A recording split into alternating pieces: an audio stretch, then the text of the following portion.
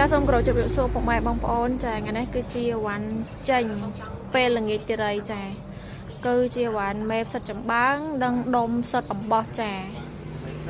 មេផ្សិតចម្បាំងខាងយើងខ្ញុំនេះគឺចេញរាល់ថ្ងៃតែម្ដងចាឲ្យតែបងប្អូនចង់បានអាចឆាតសួរចូលទៅក្នុង page ក៏បានឬក៏ account នាងខ្ញុំនេះក៏បានដែរចាអញ្ចឹងមេផ្សិតគឺតម្លៃត្រឹមតែ 25,000 រៀលទេចាក្នុងមួយឈុតជាតម្លៃ promotion ពិសេសចា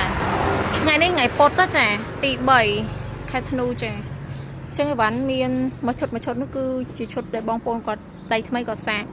ហើយអាក្រុងនេះគឺ2ឈុត3ឈុតចា5ឈុត7ឈុតដោយសារតែគាត់យកម្ដងហើយគឺគាត់យកថែមតែម្ដងចាមេផ្សិតខាងខ្ញុំគឺតម្លៃពិសេសចាជូនដល់ពុកម៉ែបងប្អូនចាគឺជាតម្លៃ promotion សម្រាប់បងប្អូនដៃថ្មីដែលអត់ដែរដាំសោះតែម្ដងចាហើយមេផ្សិតពូជខ្មែរ 100%រាល់តែការដែលបងប្អូនយកមេផ្សិតពីខាងយើងខ្ញុំទៅគឺនាងខ្ញុំមានវីដេអូបរិញ្ញាដាំជូន free តែម្ដងចាចឹងមេផ្សិតយើងនៅអាចឆាត់កំងបានចានេះគឺជាកញ្ចប់ផ្សិតចានេះអូ